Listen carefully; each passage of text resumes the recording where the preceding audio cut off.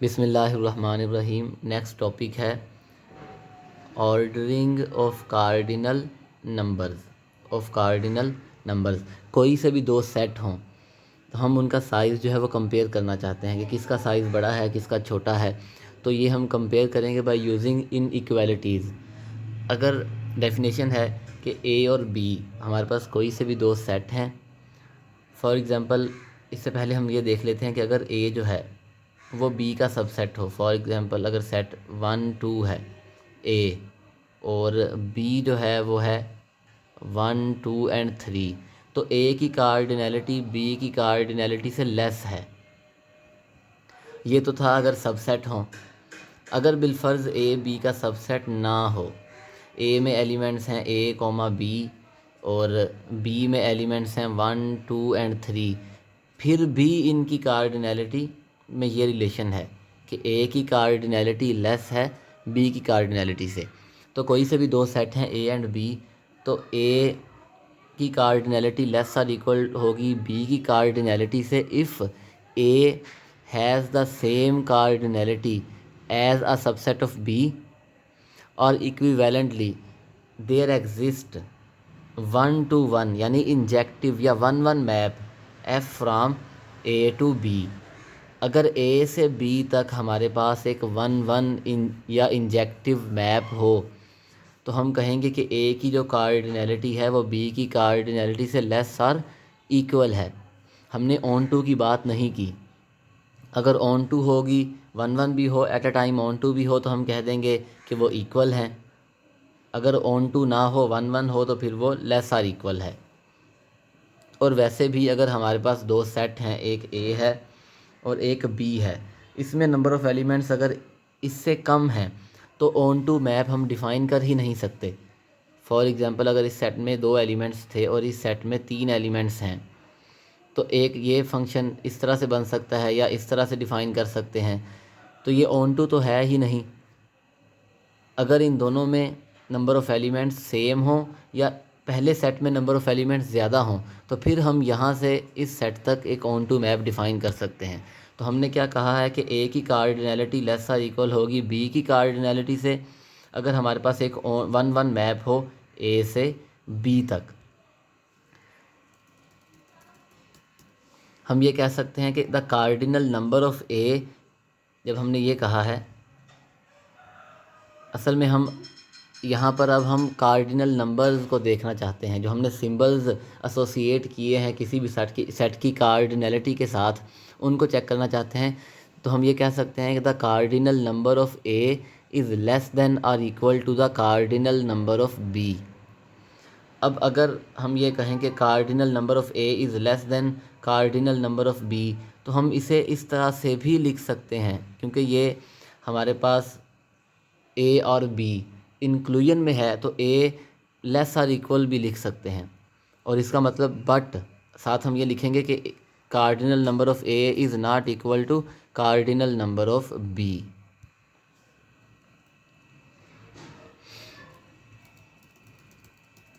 अगर f हमारे पास कोई भी फंक्शन है सेट ऑफ पॉजिटिव इंटीजर से i तक, हम फंक्शन डिफ़ाइन कर सकते हैं f of n is equal to 1/n। i क्या है? यूनिट इंटरवल है 0 से 1 तक। तो ये फंक्शन 1 1 है लेकिन ऑन टू नहीं है। तो इसका मतलब ये है कि जो p है इसका कार्डिनल नंबर जो है वो less or equal to this है, यानी i का जो कार्डिनल नंबर जिसे हमने पावर ऑफ कंटिन्यूम कहा था, c कहा था। p के लिए हमने क्या यूज़ किया था? अलिफ नल, और इंटरवल के लिए c। अब ऑब्वियसली हम ये इस तरह से लिख सकते हैं, ठीक है। लेकिन क्योंकि इन दोनों की कार्डिनैलिटी सेम नहीं है तो इसका मतलब ये है, साथ हम ये भी कहेंगे कि ये दोनों बराबर नहीं है। यानी जो n अलिफ नल है इज़ इक्वल टू, यानी ये जो इसका कार्डिनल नंबर है वो लेस है इंटरवल के कार्डिनल नंबर से जो कि c था हमारे पास। तो अगर n जो है वो कोई भी फाइनाइट नंबर हो, अब इसका मतलब ये भी है कि p में नंबर ऑफ़ एलिमेंट्स कम है और इंटरवल में नंबर ऑफ़ एलिमेंट्स ज़्यादा हैं। अगर n कोई भी आपके पास पॉजिटिव इंटीजर है या नेचुरल नंबर है तो हम ये भी कह सकते हैं कि ज़ीरो जो है वो लेस दैन वन है, यानी किसी सेट की कार्डिनैलिटी ज़ीरो भी है, किसी की वन भी है, किसी की टू भी है, अप टू अलिफ नल, और किसी की सी है। तो ये रिलेशन हम डिफ़ाइन कर सकते हैं। नेक्स्ट है हमारे पास कैंटर्स थ्योरम। वो ये कहता है कि अगर ए सेट है, हमारे पास कोई भी सेट है, तो ए से उसके पावर सेट तक हम कोई भी बाइजेक्टिव मैप डिफ़ाइन नहीं कर सकते। ए से उसके पावर सेट तक हम कोई भी बाइजेक्टिव मैप डिफ़ाइन नहीं कर सकते। पावर सेट मतलब तमाम सबसेट्स की कलेक्शन, या हम ये भी कह सकते हैं। अब हम इसका प्रूफ देखते हैं। लेट ए हमारे पास कोई भी सेट है और हम एक फ़ंक्शन लेते हैं ए से पी ऑफ ए तक। किस तरह से डिफ़ाइन करते हैं कि हम अगर ए में से एक एलिमेंट उठाएं तो वो एलिमेंट ए के सिंगलटन सबसेट्स पर मैप हो। फॉर एग्ज़ाम्पल अगर हम एक एग्ज़ाम्पल देखें, ये मेरे पास कोई सेट है जिसके अंदर 1 2 एंड 3 एलिमेंट्स हैं, और ये एक सेट है जिसके अंदर खाली सेट है, पावर सेट, सिंगलटन्स हैं। ठीक है, वो सेट जिनके अंदर 2 एलिमेंट्स थे और वो सेट जिनके अंदर 3 एलिमेंट्स थे। मैं 1 इनपुट देता हूँ तो ये आ जाएगा, 2 इनपुट दूँ तो ये आ जाए, 3 इनपुट दूँ तो ये आ जाए। अब ये एक 1 1 मैप है ए से पी ऑफ ए तक, ए से पी ऑफ ए तक।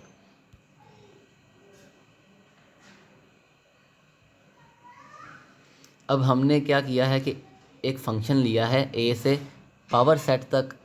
डिफ़ाइन कैसे किया है कि F of A is equal to singleton A. Singleton A जो है वो पावर सेट का एक एलिमेंट है, और ए जो है वो सेट ए का एलिमेंट है। अब ये 1 1 भी है, ऑन टू भी है। इसका मतलब ये है कि जो ए का कार्डिनल नंबर है वो लेस आर इक्वल है पी ऑफ ए से। अब हमने ये प्रूव करना है कि सिर्फ लेस है, इक्वल की गुंजाइश नहीं है, यानी ये हमने प्रूव करना है कि ये होल्ड नहीं करता।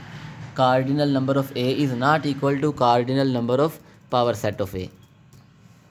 हम सपोज करते हैं ऑन कॉन्ट्रेरी कि जी ये बराबर हैं। अगर बराबर हैं तो फिर एक 1 1 ऑन टू मैप होना चाहिए ए से पी ऑफ ए तक।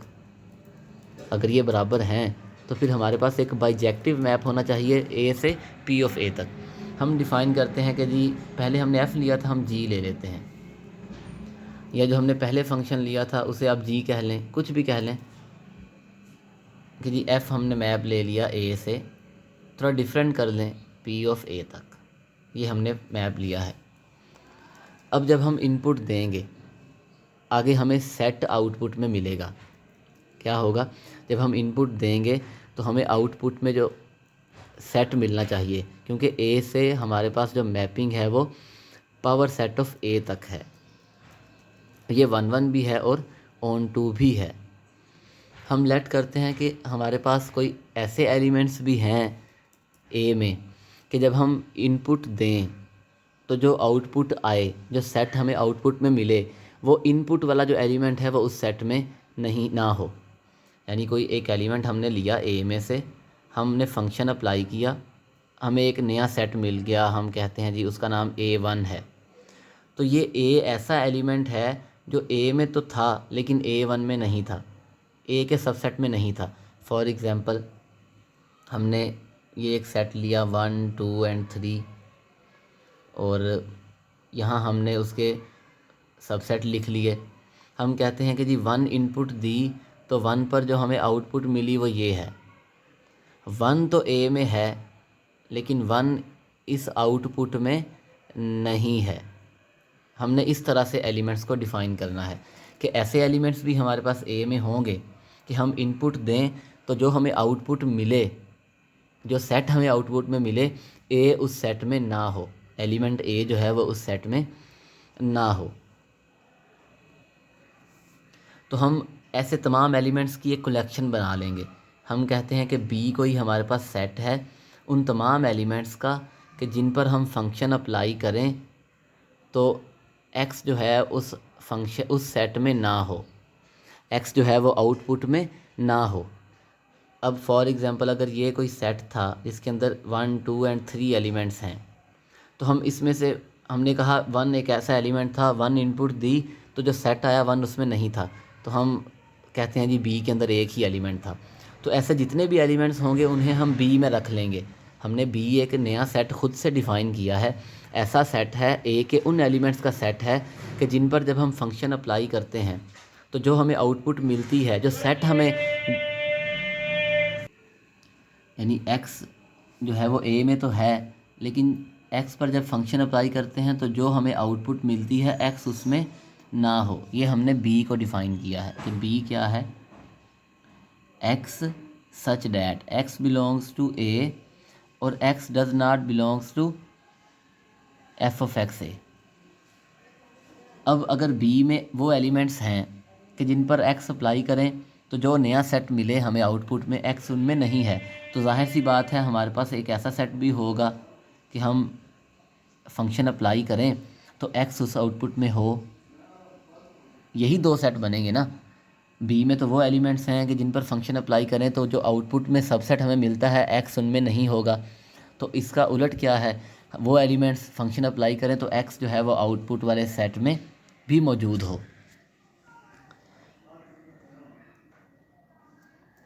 अब क्योंकि b जो है वो भी एक सबसेट है, जो b है वो भी एक सबसेट है a का, तो इसका मतलब है कि b जो है वो पावर सेट में होगा। हमने कहा था कि a से पावर सेट तक हमारे पास 1 1 ऑन टू मैप है। इसका मतलब ये है कि b के पास भी कोई प्री इमेज होगी कि मैं फंक्शन अप्लाई करूं, आंसर b आ जाए। क्योंकि 1 1 और ऑन टू पहले से ही है, तो फिर इसका मतलब है कि कोई एक एलिमेंट एग्जिस्ट करना चाहिए। हम कहते हैं कि जी वो एलिमेंट a है, a belongs to a such that f of a is equal to b, f of a is equal to b। अब दो ही केस हैं, या तो a b में होगा या a b में नहीं होगा। ये देखें, या तो a जो है वो b में है या a जो है वो b में नहीं है। हमने यही डिफ़ाइन किया था कि b में वो एलिमेंट्स हैं, अप्लाई करें जो नया सेट मिले x उस सेट में नहीं होना चाहिए, और b डैश में वो हैं कि फंक्शन अप्लाई करें तो जो नया सेट मिले x उसमें हो। अब हमारे पास दो ही केस हैं, या तो b a जो है, अब a बिलोंग्स टू a था तो जाहिर सी बात है a या तो b में है या a b डैश में है। हम कहते हैं कि जी a belongs to b। If a belongs to b,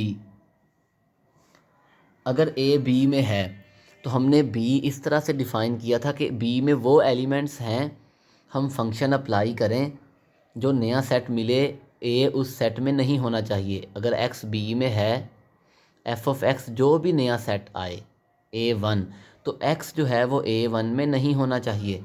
इसका मतलब ये है कि a पर जब मैं फंक्शन अप्लाई करूँगा तो जो नया सेट मिलेगा a उस सेट में नहीं होगा। a does not belongs to f of a, लेकिन f ऑफ a बराबर b था। हमने कहा था a b में है, यहाँ हमने कह दिया a b में नहीं है, तो ये कंट्राडिक्शन है। ये क्या है? कंट्राडिक्शन। अब हम दूसरा केस लेते हैं कि a जो है वो b में नहीं है। अगर a b में नहीं है तो जो मैं फंक्शन अप्लाई करूँगा a पर, जो नया सेट a1 बनेगा a उस सेट में होगा। यही डेफिनेशन है। तो इसका मतलब ये है a belongs to f of a which is equal to b, तो a बिलोंग्स टू b। अभी हमने कहा कि a does not belongs to b, तो ये भी कंट्राडिक्शन है। मतलब हमें ऐसा कोई एलिमेंट मिल ही नहीं रहा कि जिसके मद्दे मुकाबिल हमें आउटपुट में b मिले, तो ये कंट्राडिक्शन है। जो हमने अज्यूम किया था कि 1 1 ऑन टू मैप एग्जिस्ट करता है, इसका मतलब ये है कि cardinal number of a is not equal to cardinal number of power set of a। So a का जो कार्डिनल नंबर है वो लेस देन है p ऑफ a से।